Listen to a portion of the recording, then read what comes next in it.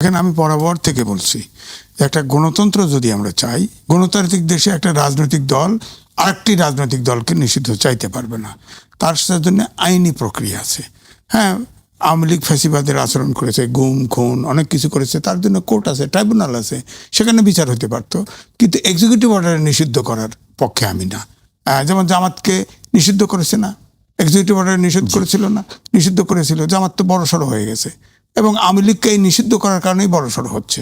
এবং জামাতকে, বিএনপিকে অনেকে মনে করে যে সব পালিয়ে গেছে, উপরের সব নেতা পালিয়ে গেছে। আপনি হিসেব করে দেখেন, জরিপ করে দেখেন, আওয়ামী লীগের সমর্থক বেড়েছে বলে কমে নাই, বেড়েছে ছাড়া কমে নাই। সুতরাং এখন তো তারা চেষ্টা করবে, একটা নির্বাচিত সরকার দেশে আসছে, এখন তো তারা যেহেতু বড় সংগঠন, তাদের সমর্থক আছে। হ্যাঁ, যারা চুরি টুরি করছে তারা তো সব পালিয়ে গেছে। হ্যাঁ, তাদের তো এই সরকার বিচার করতেছে, এটা ঠিক আছে, বিচার নির্বাচন এগুলো তো বলা হয়েছে।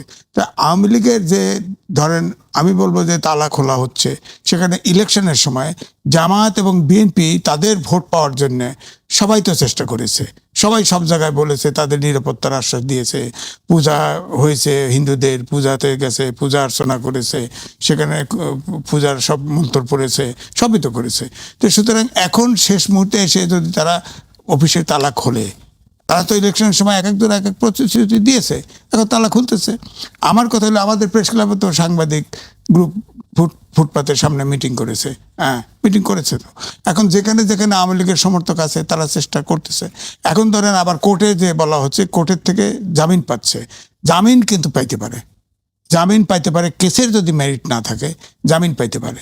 যেমন ধরেন রাজ্জাকি ভাই সুপ্রিম কোর্টের অ্যাডভোকেট, আপনার একসময় আলোচনায় আসলো যে নির্দোষ লোক দিয়ে আওয়ামী লীগ পুনর্গঠন হবে। তখন ওই নারায়ণগঞ্জের মেয়র ছিল আইভি, তার বিরুদ্ধে ঘাপাঘাপ কয়েকটা মামলা হলো এবং খুনের মামলাও দেওয়া হলো। আপনি বলেন তো, শামীম ওসমানের বিরুদ্ধে সব সময় সে আন্দোলন করে গেছে, সে কোনো খুন করেছে মনে হয়, বিশ্বাস হয়? আপনার সেই মামলা কি করে টিকবে বলেন?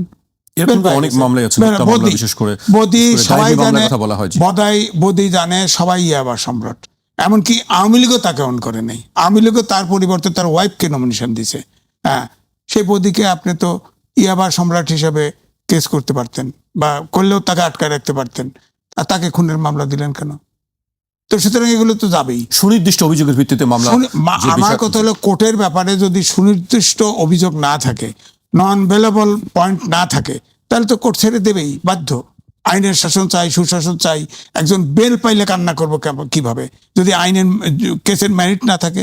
আমি এই দুইজনের খবর জানি, আরও যারা বেল পাচ্ছে, এবং এই সরকারেও তো সালাউদ্দিন সাহেবও বলছে না, অনেক কেসের মেরিট নাই, উড্ড করতেছে, 10-12 মামলা অভিযোগ উড্ড করতেছে, মামলাগুলো যাচাই বাছাই করা হচ্ছে। এটা তো কারণ এই সরকার যাকে ধরে ঢোকে আর বেরোয় না। আপনি দেখেন তো, প্রায় 200-র উপরে, প্রায় 200 সাংবাদিক গ্রেপ্তার করেছে। বলেন তো দেখি, একটা সাংবাদিক বেল পায় না, একটা সাংবাদিক শুধু পান্না বেল পাইছে, আর সব ঢোকে, কেউ বেরোয় নেই। আবার সাংবাদিকদের ভিতরে কেউ ফৌজদারি অপরাধের ঊর্ধ্বে না, তারা দোষ করলে হিয়ারিং এ যাক, বিচার করেন, জেল দেন, ফাঁসি দেন, সমস্যা নাই, ফৌজদারি অপরাধ যদি করে থাকে। কিন্তু আপনি এই যে আনিস আলমগীর সর্বশেষ গ্রেপ্তার হয়েছে, তাকে কেস ছাড়া গ্রেপ্তার করছেন, সে টকশোতে কথা সহ্য হয় নাই, গ্রেপ্তার করছেন, এই তো কথা। তো আমার কথা হচ্ছে যে ফৌজদারি অপরাধের বাইরে এই যে জেলখানায় ঢুকায় রাখছেন সাংবাদিক, ফেসিবাদের দোষর করে প্রেস ক্লাবের মেম্বারশিপ খাইয়ে দিয়েছেন, এগুলো থাকবে? আইনে টিকবে? আপনি এখন বেল দিলেই করবেন যে এই আওয়ামী লীগের সব সমর্থক ছেড়ে দিচ্ছে। আমি তো এই জন্য ওনাকে সাক্ষী মানতেছে। কেসের যদি মেরিট না থাকে, বেল দেওয়ার যদি সুযোগ আইনে কাভার করে, তাকে জামিন দিবে না কেন? এখন তো দেশে তো অভ্যুত্থান ঘটেছে, আমরা তো আইনের শাসন চাই, গণতন্ত্র চাই, সুশাসন চাই। এই সুশাসন আইনের শাসনের যেখানে পড়ে, বিচার বিভাগের স্বাধীনভাবে যদি কাজ করে, বিচার বিভাগের আইনে যদি কেউ বেল পায়, আপনি তাকে ইয়ে করবেন কেমনে? ধরেন এই যে হিল ট্যাক্সে প্রদীপ মেজর সিনহাকে হত্যা করেছে, তার বিচার হচ্ছে না, ফাঁসি হচ্ছে না। এখন সে যদি বেল পায়, প্রশ্ন উঠবে, সারা দেশে ধাউ ধাউ করে আগুন জ্বলে উঠবে, তাকে কেমনে বেল দিবে, জামিন দিবে? তার কেমনে জামিন মৌকুব করবে? এটা চাক্ষুষ ভিডিও দেখা হয়েছে, সাক্ষ্য দেখা হয়েছে, সবকিছু হয়েছে, এটা মেরিট আছে, তাকে বেল দিবে কেমনে? ধরেন এটাও একটা, যেহেতু বেল কয়েকজন পাইছে, এর নামও আসছে আলোচনায়, কেন আসবে? সব তার তো আপনার চাক্ষুষ মেরিন ড্রাইভে গুলি করে মেরে ফেলছে মেজর, এবং ওই তাকে যদি ছেড়ে দেওয়া হয় বা বেল দেওয়া হয়, এটা তো অনেক জায়গাও নড়ে উঠবে, অনেক জায়গা নড়ে উঠবে সমাজের। এটা সে প্রদীপ পাইতে পারে না। এটা আমি বিচারকও না, আমি উকিলও না, আমিও বুঝি তাকে ছেড়ে দেওয়ার কোনো সুযোগ কোর্টের নাই। এরকম যদি ঘটনা ঘটে যে দিব্যি অপরাধ করছে, তাকে বেল দিচ্ছে, তখন প্রশ্ন। কিন্তু এই সরকার তো অনেককে যাকে খুশি ধরছে, যাকে খুশি ধরছে। আপনি দেখেন সাংবাদিকদের পৃথিবীতে নজর দেখাতে গত সরকারের কথা, অন্তর্বর্তী সরকারের কথা অন্তর্বর্তী বলছেন। জি। বলেন, আপনি পৃথিবীতে একটা নজির দেখাতে পারবেন যে সব সাংবাদিকের অ্যাক্রিডিটেশন কার্ড বাতিল করে দিছে? এই সরকার তো দিছে। এরকম তো কোনো আইন মানে নাই, কোনো আইন মানে নাই। যারে খুশি ধরছে তার সুবিধাতে, যারে খুশি কাউ ছাড়ে না, ধরলে আর ছাড়ে না। জি, আজিজ ভাই, আপনার কাছে আসবো। আমি এই পর্যায়ে আবু হেনা রাজ্জাকের কাছে আসতে চাই। রাজ্জাক ভাই, এই বিষয়গুলো নিয়ে বেশ আলোচনা চলছে, গত কয়েক দিন ধরেই আলোচনা চলছে। আপনি এই বিষয়টিকে আসলে কিভাবে দেখছেন, যে আওয়ামী লীগের যে রাজনৈতিক প্রত্যাবর্তনের কথা বলা হচ্ছে, বা বিদেশে বসে যে রাজনৈতিক, আমি একটু যোগ করি আপনার কাছে আলোচনা যাওয়ার আগে। লেখক ও রাজনীতি বিশ্লেষক মহিউদ্দিন আহমেদ বলেছেন যে আওয়ামী লীগকে স্বাভাবিক রাজনৈতিক প্রক্রিয়ায় ফিরতে হলে দেশে কার্যকর নেতৃত্ব তৈরি করতে হবে, কারণ তাদের পুরো নেতৃত্বই এখন বিদেশে। এভাবে বিদেশে বসে রাজনীতি করা কঠিন, এজন্য দেশে নেতৃত্ব লাগবে, এবং বর্তমান দেশে যারা রাজনীতি নিয়ন্ত্রণ করছেন তাদের সঙ্গে এক ধরনের সমঝোতা করতে হবে। সেটা হয় কিনা তা দেখার জন্য অপেক্ষা করতে হবে। মানে এটার ইঙ্গিত হলো যে বাইরে বসে আওয়ামী লীগের রাজনীতি করা হচ্ছে, এখন তাদেরকে দেশে আসতে হবে রাজনীতি করতে হইলে, এবং সেই সমঝোতা চলতেছে। এটা ইঙ্গিত বহন করে। সেটাও খুব স্বাভাবিক। আপনি তো দেশের ভিতরে যদি বাইরে বসে রাজনীতি করাই যাইতো, তাহলে তো পৃথিবীর সব দেশের সব রাজনীতিবিদের মাথাগুলা বিদেশ বসেই রাজনীতি করতে পারতো, কিন্তু আলটিমেটলি সেটা হয় না। এখন আওয়ামী লীগের যে রাজনীতিটা এখনো চলমান, সেটা হলো দেশের ভিতরে তার যথেষ্ট প্রিভিলেজ আছে। যদি বলি যে মিডিয়া, আপনি বলবেন মিডিয়া কি আওয়ামী লীগের সাপোর্ট করে? না, অনেক ঘটনা আছে অনেক ঘটনা না ছাপলেও সেটা সাপোর্ট করা, যেমন এই সরকার এসেই বললো কোনো মব হবে না, এখন থেকে সব মব ফুল স্টপ। কিন্তু চিটাগাং আমরা দেখলাম প্রকাশ্য দিবালোকে গুলি মারতেছে একটা বাড়ির দিকে চাঁদা দাবি করে। আপনি দেখেন মিডিয়ায় নিউজটা একবার হয়েছে, কোথাও নিউজ হয়েছে, তার ফলো আপ, তাকে নিয়ে আলোচনা, তাকে নিয়ে যে টকশো হওয়ার কথা হচ্ছে না। আপনি ভালো করে লক্ষ্য করে দেখবেন। না, আপনার কাছ থেকে জানতে চাই আমরা। না আলোচনা, এটার মানে হচ্ছে এই যে মিডিয়ার থেকে যদি আপনি একটা নিউজ আপনি দিলেন, নিউজটা যদি পরে দুই ধরনের নিউজ, একটা হলো যে নিউজ ছাপলেন, পরে আপনাকে আর ফলো আপ করবেন না, আর নিউজ ছাপলেনই না, সেটা আমরা করেছি, নিউজটা করেছি, আমি অনুমোদন করেছি, ওটা করেছেন, না ছাপলে তো ব্ল্যাক আউট করে একদম। এটা তো আপনি আমার চেয়ে ভালো জানেন পত্রিকার ভাষা। কিন্তু এই যে আলোচনা হচ্ছে না, তার মানে কি? আপনি আস্তে আস্তে দেখবেন যে মব নাই মানে কি? মানুষ জানে কেমনে? মানুষের জানার সূত্র তো মিডিয়া যদি সেটাকে আড়াল করে দেয়, তাহলে তো আপনি আর জানবেন না। এখন আপনি যদি বলেন মিডিয়া কেন, এই প্রশ্ন আপনাকে প্রশ্ন করছি না, উত্তরও চাচ্ছি না, কারণ আমি জানি, আমি আবহাওয়ায় থাকি, এই দেশটা কেমনে চলে, মিডিয়াটা কেমনে চলে, এটা আমাদের ধারণা আছে। এই কারণে আমি আপনাকে প্রশ্নও করি না, উত্তরও চাচ্ছি না। এইবার আসেন, আপনি নিষিদ্ধ করা আছে আওয়ামী লীগ। জানতে চাই আপনার কাছে, আপনি যে ধারণাটা পোষণ করেন, সেই ধারণাটা আসলে আমাদের জন্য জানতে পারলে ভালো হতো। না, ঠিক আছে, এটা আরেক সময় জানাবো। জি, আচ্ছা, নিশ্চয়ই। আওয়ামী লীগের কার্যক্রম নিষিদ্ধ আছে। কে করছে এই কার্যক্রম নিষিদ্ধ? বিগত সরকার, মানে অন্তর্বর্তীকালীন সরকার। কিন্তু তার আপাতত কার্যক্রম, আপনার তো নির্বাচন হয়েই গেছে, এখন অফিস খুইলা দুইটা স্লোগান দেওয়াটাই কার্যক্রম। তো অফিস খুলতে সে এসে নির্বাচন বাতিল চাইবে কেন? চাইবে তাদের যেটা দরকার, সেটা যদি এই সরকার আসার পর পাইতে থাকে, সমস্যাটা কোথায়? জামিন হচ্ছে। কালকে আওয়ামী লীগ সরকার ক্ষমতা আসলে তো সবাই আগেই জামিন দিত, জামিন তো পাচ্ছে। অফিস তো খোলা হচ্ছে। এখন আপনি যদি অফিস কার্যক্রম নিষিদ্ধ আছে বলে বলতেছেন আমরা এটা চালু করব না, যেহেতু কার্যক্রম নিষিদ্ধ আছে, তাদের বিচার না হওয়া পর্যন্ত অফিস তো খুলতেছে, আপনি দেখেও দেখবেন না। আমি কিন্তু ভাই আওয়ামী লীগের বিরোধিতা, আমি ক্রিটিক্স, একজন আলোচক হিসেবে আলোচনা করতেছি। সমস্ত আওয়ামী লীগ ছেড়ে দিলে আমার কিচ্ছু আসে যায় না। কালকে যদি আওয়ামী লীগ বিএনপি মারামারি করে, আওয়ামী লীগ জামাত মারামারি করে, বিএনপি আওয়ামী লীগ মিল্লা জামাত, আমার কিছু আসে যায় না। আমি একজন আলোচক হিসেবে আলোচনাটা করতেছি। আপনি একদিকে বলতেছেন, সরকার বলতেছেন কি কার্যক্রম নিষিদ্ধ, কিন্তু জামিন পাচ্ছে, অফিস খোলা হচ্ছে। আবার বলা হচ্ছে সরকার বহাল রাখছে, বলতেছেন বিগত সরকার, কিন্তু অ্যাকশনে কিন্তু আর ঠিক উল্টাটা। তালা খুলছে, তারপরে জামিন পাচ্ছে, এগুলো তো সব ভাইটাল ব্যাপার। আমি বলছি না তার আটকে রাখেন। আজিজ ভাই যেমন বললো যে কোর্ট আটকে রাখতে পারেন, পারে কি পারে না সেটা আমার বিষয় না। আর রাজনৈতিক বিষয়গুলা এই প্লেইন ওয়েতে দেখা যায় না। রাজনৈতিক সিদ্ধান্তগুলো রাজনৈতিকভাবে হয়। ওই যে 1000 কতগুলি মামলা যে ছাড়লো, রাজনৈতিকভাবে একবারে বাতিল করে দিল, এটা দোষ নয়। আমি বলছি রাজনৈতিক বিষয়গুলো রাজনৈতিক সিদ্ধান্তে হয়। কাজে আপনি আজিজ ভাই যে গয়রহ বইলে দিল, কোর্টে যাবে, জামিন দিবে, অমুকে কে খুনের আসামি কিনা, এরকম হাজার হাজার লক্ষ লক্ষ লোক 50 বছরে ধরছে আর ছাড়ছে, ওই জায়গায় খুন হয়েছে ডাউট করে ধরে নিচ্ছে। এখন আপনি হাসিনার বেলায়, পলিটিক্যাল লিডারের বেলায় আমরা একভাবে বলি, আপনি ধরবেন কিভাবে? আমি সাপোর্ট করতেছি না, কিন্তু গয়রহ তো প্লেন মিনিং না, এগুলো রাজনৈতিক বিষয়গুলো, রাজনৈতিক সিদ্ধান্ত।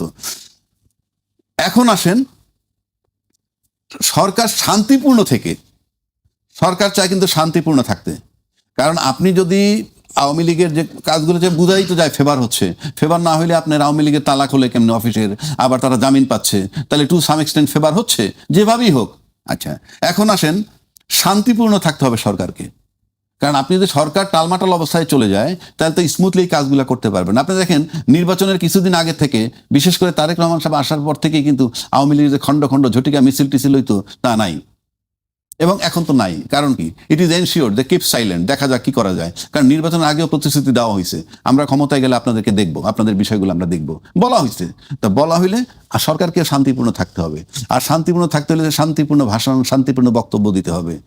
যেমন ধরেন কি বলে, নাহিদ সাহেবরা 6টা সিট পাইছে, তাদেরকে দিয়ে আমরা আশা করি সামনে আরো বেশি সিট পাবে, একসময় সরকার গঠন করবে, এটা আমরা প্রত্যাশা করি।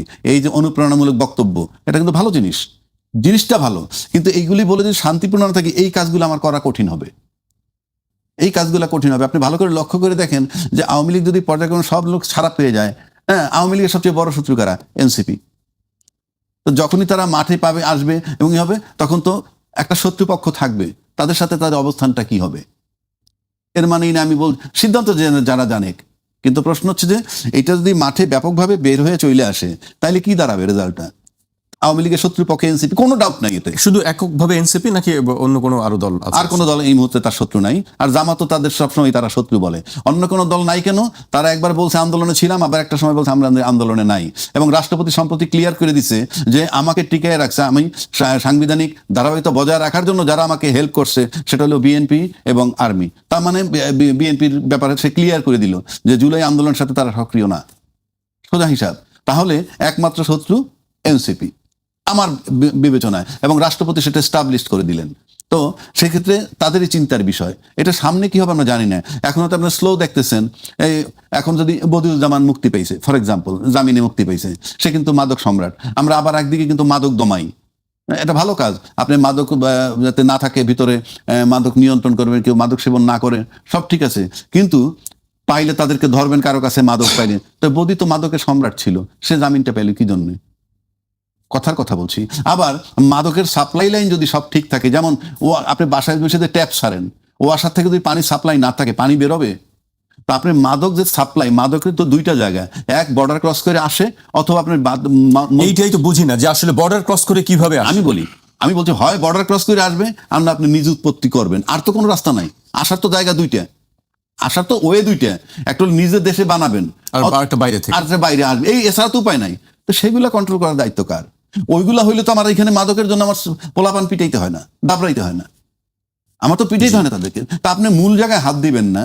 যেমন ধরেন এখন আজকে এই সরকার ইলেক্টেড গভর্নমেন্ট আসছে, এখন দেখবেন আওয়ামী লীগ এত বেশি রিল্যাক্স, তারা কিন্তু পালানের জন্য অস্থির না। এবং ইন্ডিয়ান ভিসা তো খুব জটিল অবস্থায় ছিল দীর্ঘদিন, আমি জানি স্বাভাবিক হচ্ছে, এখন স্বাভাবিক হচ্ছে, কথা হচ্ছে, গতকালও কথা হচ্ছে। হ্যাঁ, স্বাভাবিক হচ্ছে কেন? তখন তারা চিন্তা করছে আমার 10 লাখ লোক হয়তো এইখান থেকে চলে যাবে ইন্ডিয়ার ভিতরে যাইতো গিয়ে। তো এখন ইন্ডিয়ার ভিসাটা কঠিন হয় কি হয়েছে, হ্যাঁ, ওখানে গিয়ে রোহিঙ্গার মতো 10 লাখ একত্র হইতে পারে নাই। আর এখন ভিসা রিল্যাক্স হলে কি হবে? তারা তো দেশেই সেফ, সুতরাং যাওয়া আসার প্রয়োজন নাই, যদি দরকার হয় মিটিং করতে যেতে পারে। সেই জন্য আমি বলতেছি, মানে কি আওয়ামী লীগের বহু নেতৃত্বখানা আছে না, আমরা গণমাধ্যমের রিপোর্টে দেখলাম যে 600-র উপরে নেতা সেখানে আছেন। আচ্ছা, আমি কিন্তু কোনোটাই দোষ ধরতেছি না, গুণও ধরতেছি না, আমি একজন আলোচক হিসাবে আলোচনা করতেছি আমার আইনের শাসনটা কোথায়। আপনি একদিকে কার্যক্রম নিষিদ্ধ রইল, নিষিদ্ধ থাকা তো একটা আইন, প্রজ্ঞাপন জারি করছিল, সেটাকে আপনি উইথড্র করলেন না, অথচ অ্যালাউ করা হচ্ছে। একটা দেখেন, পৃথিবীতে উন্নত বিশ্বে আইনের শাসনটা দিয়ে রাষ্ট্র শক্তিশালী হয়। আপনি দেখেন ট্রাম্প কিন্তু একটা বিরাট টেরই বসাইছিল ওয়ার্ল্ড ওয়াইড, সেটা সুপ্রিম কোর্ট জাজমেন্ট দিয়ে বাদ দিয়ে দিয়েছে। বাংলাদেশে কার সিনায় কোন বল আছে যে সরকার একটা সিদ্ধান্ত নেবে আর চট করে সুপ্রিম কোর্ট নিষেধ করে দিবে, আমি দেখি নাই।